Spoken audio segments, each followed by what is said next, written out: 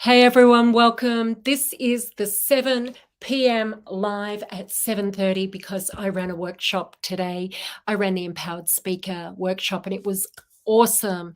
I just love in the workshops when the participants dig deep and they get their breakthroughs, or they get to work on their talk in a way that allows them to hone and deliver their talk that's really satisfying to them. So I'm glad to be here with you this evening. As promised, I'm doing a live, and I wanted to talk about useful beliefs. So when I say useful beliefs, I mean those beliefs that can be a resource for us compared to those unresourceful beliefs, which are not very useful when we can be really critical about our performance or about ourselves or about how circumstances or the situation is going. And I just want to take you back to a story of mine just to really illustrate this, which is, as a child, I would be really chatty. I can't say that I'm naturally a public speaker, but I am a speaker. And I'd be naturally chatty with people I knew. And when I had something that I wanted to share, that I was excited about, but otherwise, I was very quiet and I was happy to just entertain myself, in my own little bubble, do my thing, or just quietly listen to what was going on. I love to hear the adult conversations or what people were saying and doing. I'd watch what they were doing. And that was my way of learning, because I was just an avid learner, like I still am. So I had a context for myself, an understanding of myself as neither confident or not confident. Although I knew myself as courageous, and I thank my dad for that, for all of the physical activities that he would confidently say, go on, off you go and leap over that and go and climb down the side of that mountain. You've got this. So I had a lot of courage. And I also got it from my mum, who, on observation, I just think about her now and I'm blown away by where on earth did that woman get that courage. And on introspection, after my mum passed when I was 16, I did a lot of introspection, and I realized that it was her beliefs that made her courageous. It was because she was willing to defend her children that she was able to get my dad's shotgun from under the bed, having learnt how to use it, of course, but not comfortable with guns, not her first choice. But my dad being a policeman, we found out later, an escapee inmate that my dad had put in jail, a drug dealer, who'd come and, after stealing hoses from down the street, had linked them all up to one outlet and put hoses in our windows because it was summer, and flooded our floor, and we were walking in water. So my mum got us to stand back. However, I stood just outside of the door, to the left of the door, and I watched my mum as she stood at the door, upright, chin up, eyes gazed, with the gun, and saying, leave the property now, leave the property. And I had a great example for courage. So I knew myself as courageous, and I still do. However, and you may relate to this, my context for myself as a child was neither confident or not confident. And so what that meant was I knew myself as quiet, but also rowdy. And then I also knew myself through what other people would label me as. So I would get labeled shy a lot because I was quiet and just looking up from my eyes, listening. I get called shy. And initially, I didn't really understand or relate to that, but I equated to that as when you're quiet, you're shy, right? Take things literally, we do, children. And so when I had post-traumatic stress, when something traumatic happened and I had anxiety and I was reserved and I didn't want to talk to people, I assumed that I was being shy.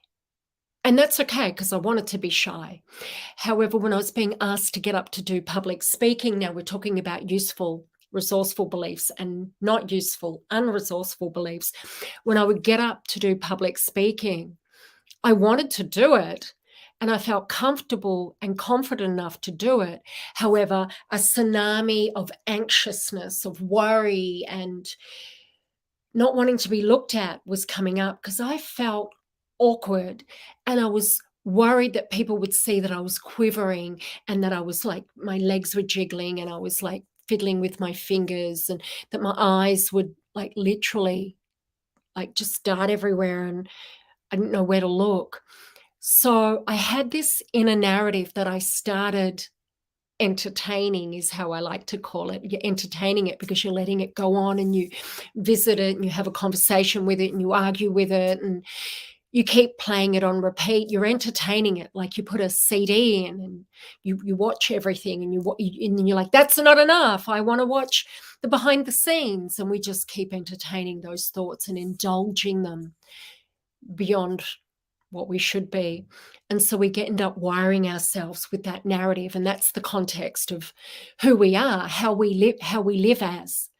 So our belief about ourselves. So mine was, I'm an afraid kind of person. I'm afraid and I'm nervous and I'm anxious. I'm a quirky bird, is what I called myself.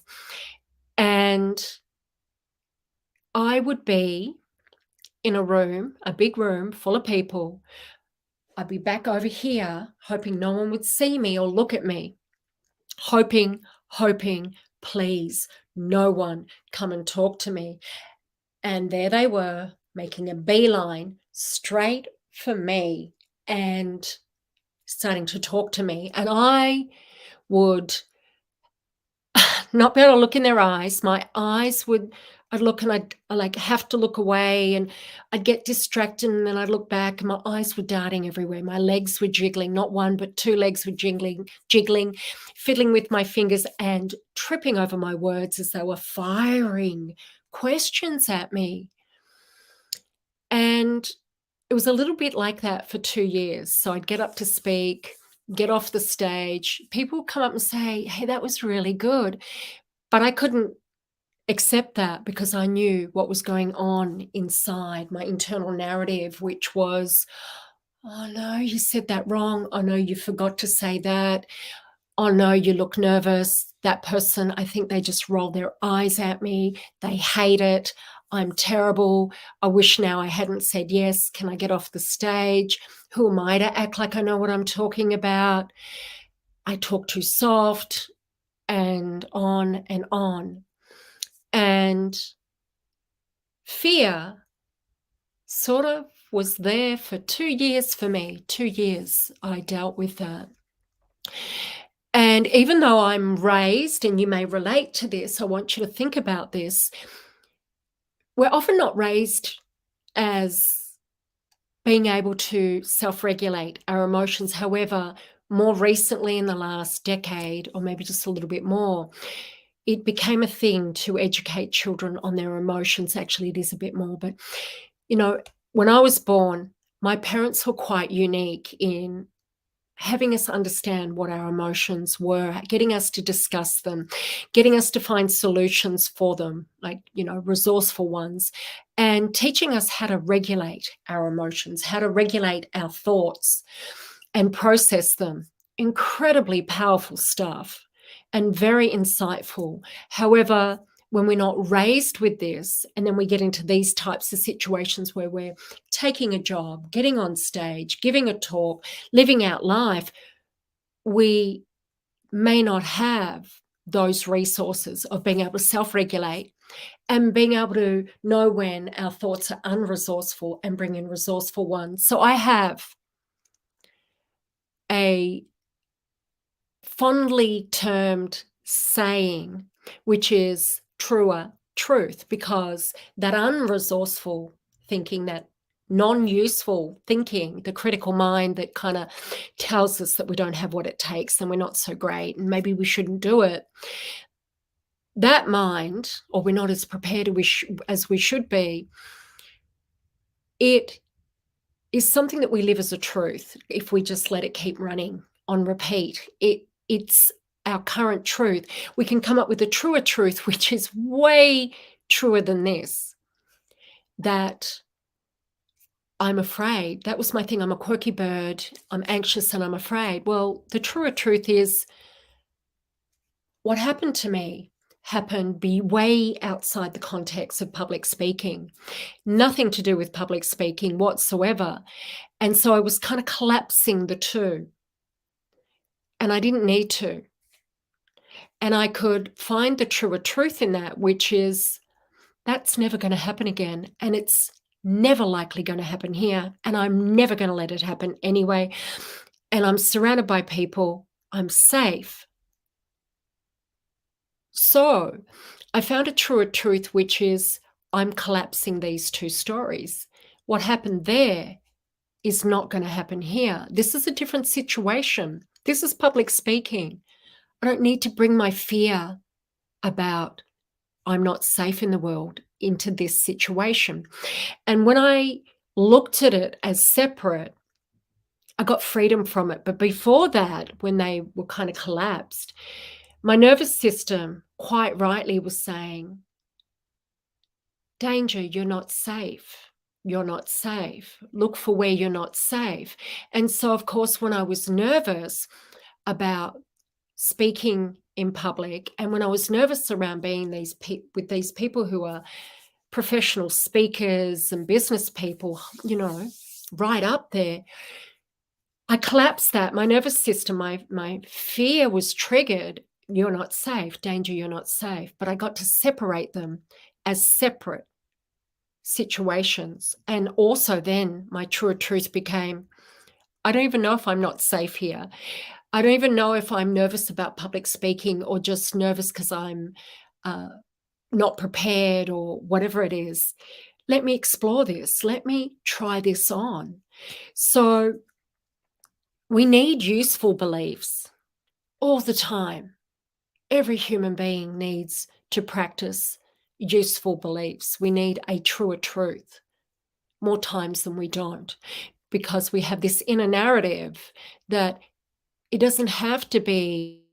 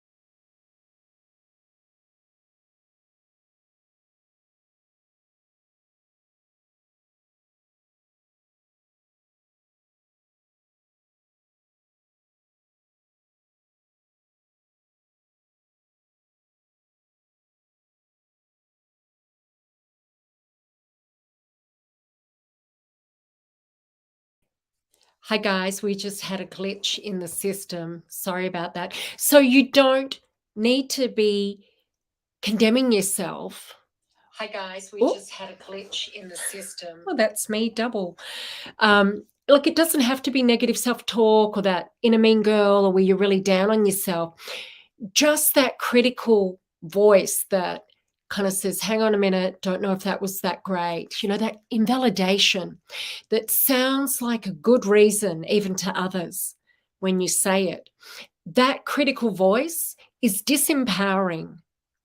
That critical voice is not useful unless it's saying there's real danger.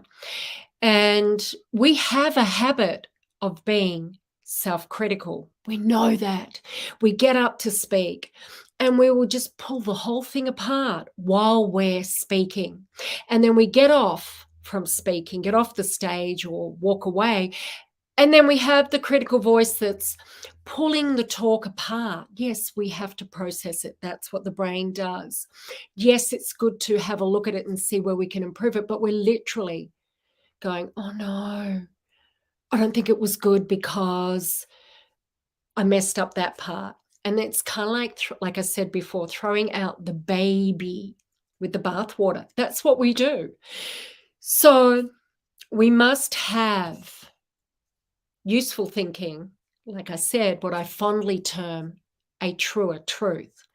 And we all need this as a practice because we all have the ability to complain, criticize, negate, diminish, dilute, distort our potential. What's possible for us? We do that. Welcome, everyone. Thanks for being here tonight. It's great to see you here. I'm not seeing messages at the moment, but I will respond afterwards, I promise. So yeah, we have this habit. And yes, there's a whole bunch of reasons for why we have this habit. It's sort of how we've been conditioned. It is how we've been conditioned. And so being mindful of how we're managing ourselves is so important. How we relate to ourselves is one thing. How we manage ourselves is another. How we relate to ourselves, well, I'll give you my example. I relate to myself as, actually, I'm going to give you an example out of thriving. I related to myself as invincible with my health, strong. I mean, I didn't literally think I was invincible, but I felt like I could overcome any challenge. And I still do in my normal day-to-day life, in my business, in relationships. I really feel like I can overcome anything. And that's how I relate to myself, as courageous, as I was saying before, and as someone who can deal with challenges. However, how we manage ourselves is that how we tell ourselves, how we talk to ourselves, what we say to ourselves about how we're doing, whether we're on track or not, and what we make that mean. What do we make that mean about ourselves? Where we personalize failure as there's something wrong with us. That's how we manage ourselves. Maybe you manage yourself as fiercely independent, like I did. Now, there's some great value in being independent. Fiercely independent, not as much. There's downfalls for that. Maybe you manage yourself as, you relate to yourself as proudly independent, but you're managing yourself as fiercely independent, meaning you will not let anyone support you. You won't ask for help when you need it. And hours, days, weeks, years, maybe decades of disappointment go by before maybe you never do because you're fiercely independent. Ask for support. And then when things, say business doesn't work, you personalize it and make yourself a failure, being fiercely independent. So how we relate to ourselves and how we manage ourselves are two different things. You can relate to yourself as confident. And then when you get up to speak, this is one of mine, when you get up to speak, you realize that you're anxious.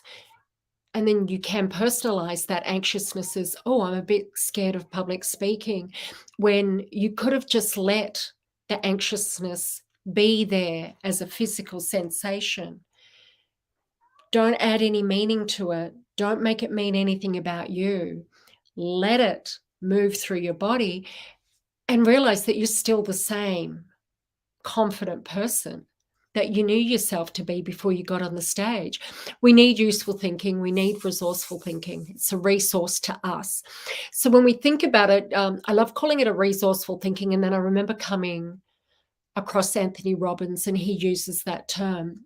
And I love that because it works as a mindset practice. It worked as a mindset practice for me back then, because I need to think things that that make me feel safe in the world. I need to think things that help me feel empowered. I need to think things that are like a resource, like in my toolkit.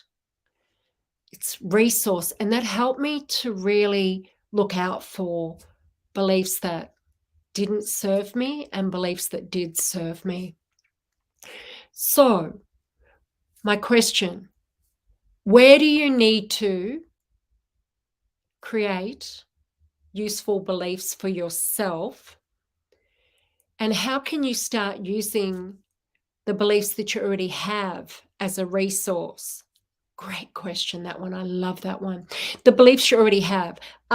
When I look at my beliefs, are they a good resource for me? And if they're not, and this is what I did at 16, when all my beliefs were shattered and I wondered if I could put my beliefs back together. I couldn't trust people. I didn't feel loved. I wasn't sure that like all of my beliefs were shattered about the world, how the world works, how it was supposed to play out. And then I wonder if I could put my beliefs together. I wonder if I could disappear, because traumatic things were happening at the time too. And I wondered if I could disappear those thoughts, like get rid of them. And then I wondered if I could create brand new ones. And that's when I started playing with my beliefs and trying them on. Like, I was desperate. I had nothing. I was fearful. And there's something that happens when we look at the beliefs that we have and get to decide if they're useful or not. Do they serve me? Are they a good resource? That's what I would say. Are these good for me to use or not? Are they going to benefit me or not? And then I'd even have some beliefs where I'd say, I can see how this can benefit me here, but not here. And I go, great, well, I'll use that belief here and not here. I can't remember an example. I just know that that's what I did. I'm still trying to find what that belief is, or those beliefs are, so that I can speak about them. I'm trying to start bringing back those practices and things I did so I can talk about them. I am going to go. Oh yeah, not bad. I nearly actually talked for 30 minutes, which is fantastic. I've got Next Level Woman on tomorrow. I'm just going to wrap by telling you what's going on and how you can join me and benefit from the workshops, the She Talks workshops. Hey, welcome. Thanks for the love. That's awesome. Thanks has arrived. Thanks has arrived. Next Level Woman tomorrow in Farrar Street. That is a $47 workshop for the whole day, 10 till 6, the whole day. We come together, women come together. It's we usually have around 20 in the group. We're pretty well booked tomorrow, as in I can put 50 in the room. That would be fine. But normally there's around 20, 25, and I'm happy to have even more.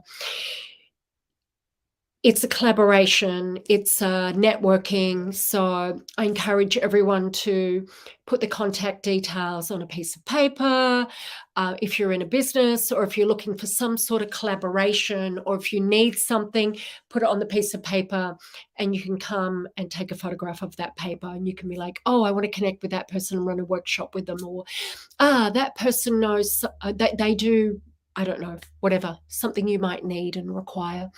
And then we do a lot of activities, really fun activities, but they're confidence boosting activities. They're activities to shift blocks, to expand your self-awareness, to create some space, like just give you some space from your day-to-day obligations and expectations and your to-do list, just to give you some space to think anew, to think newly. It's a time to plan and create. So definitely after lunch, and I provide lunch, that doesn't cost anything. I provide banh mi, which is a vegetarian Vietnamese roll. After lunch, we sit down as a group and you will work on your 5-year plan. If you can't work on a 5-year plan, do it how I did it. Start with 3 months, 6 months, or a year, and then go from there. But even if you don't get a 5-year plan done, I get you to nail, to pin to the top of your page, to write down your biggest dream and own it, that that's what you want to do. And I'm here to tell you my biggest dream is I would love, and I'm going to be a guest speaker on Tony Robbins' stage. I can't wait. That's really what I want to do. I only really powerfully connected with him not long ago. During lockdown, I did one of his workshops and I was like, man, he's my brother. He is my brother. And I feel a real kinship. And so that's a stage that I'd like to speak from. And that is not something that I could have once said to you, because I would have felt like, little old me, who am I to think that I could do that? And now I'm like, yeah, of course, absolutely, of course I can. And it's a dream, and why wouldn't I go for it? So I'm going to encourage you to come along to that tomorrow. You can book on Eventbrite. I'll put the link in. Otherwise, just come to 1 Farrars Place, South Melbourne, Ferrars, 1 Farrars Place, South Melbourne. Come tomorrow. What else is next? I've got the book launch on the 30th, on Friday. Come to the book launch. Otherwise, if you can't come to the book launch, let me know if you'd like a copy. I am one of 13 authors in this book. There goes my bookmark. When you come to the book launch, it's $38. You get the book. I will sign it. You get the She Talks bookmark. I love that bookmark. I'm an original, because you are. You'll get the She Talks quote tote bag, hot pink quote bag, tote bag, bit of a tongue twister. You will get comedy tickets for 2 people. You get a drink. There'll be a big bag of lollies on the table for you to share with your friends, or just gobble yourself. What else is... it's hosted by Sasha Cadell, which is the podcaster from Too Human for Words. You will love Sasha. I love her so much. She has her own life experiences. She's so well-rounded, the way she talks. She's such a great interviewer. She's got real depth about her. She knows how to ask hard questions. She comes up with the hard questions, and she's got a great sense of humor. She's just the best. She'll interview Susan from Dean Publishing. She's going to ask her 3 questions from the stage, and then she'll bring me up and we'll have a good old conversation, and she's going to put me on the spot and ask me some deep questions, and we'll talk about the book. This chapter originally felt like a nightmare because I wrote it 3 times, and I knew what my intention was. I knew that I just wanted to write something with a big promise and fulfill that promise for the reader. This is meant to be for the reader, and I nailed it, and I make a big promise and I deliver. It's jam-packed. My chapter is jam-packed, but here's the thing. All the other authors in this book, fantastic. Look, Don Tolman, celebrity nutritionist. He's like bush wisdom, tribal, like just tribal wisdom about nutrition, right back to basics. There's people who've been featured on TV. There's a fitness guru who's well known. It's just incredible the amount of people who I stand by in here. So I stand on their shoulders. There's that. And that's all I'm going to say. Thanks for being here. It's been so great to share time with you again. Have a think. What useful thoughts can you bring into your life? Where have you got some thoughts that aren't so useful and you can turn them into truer truths? And have a look at your thoughts and see where they don't serve you and where they do. And you'll find that a really beneficial practice. It's part of my makeup now. It's something that it's automatic for me, which is so handy on stage, just getting all those thoughts out of the way, because we get triggered a lot, especially the bigger the audience, you get really triggered, or the more intimate. I also have a morning and evening mindset program, which I talk about. I offer that at the back of this book. It's $63 for 63 days, morning and evening mindset. Sandra, you've done it. I think that's you incognito up there with the love heart. Sandra's done it. It's a great program. It's a set of questions, really powerful questions that take you to the deepest part of your wise mind. And it's like you are literally your own coach. It's a morning practice, an evening practice. I cannot think of anything better to do than have that time to have reverence for yourself, to connect with yourself, and to go on a journey of self-discovery. I'm wishing you all the best. And I want to say you are an original. And I will see you on socials, and I'll come back with another one of these next week at 7:00. If you'd like to come on as a guest, please let me know. You can find me everywhere. LinkedIn, Instagram, 2 pages on Instagram. One is mine, Public Figure Lifestyle, and the other one is She Talks. I've got Facebook pages, which is Fur Whale and She Talks, and then there's the private group, The Empowered Speaker. I'm on TikTok as She Talks, and I've just forgotten what it's called, the yellow one. You guys know what I'm trying to say. It is, isn't that funny? What is it called? Snapchat. I was trying to say happy chat. It is a happy chat. Much respect, much love, guys. Stay awesome, and I'll talk to you soon. Bye for now. Bye. Bye, everyone. See you later.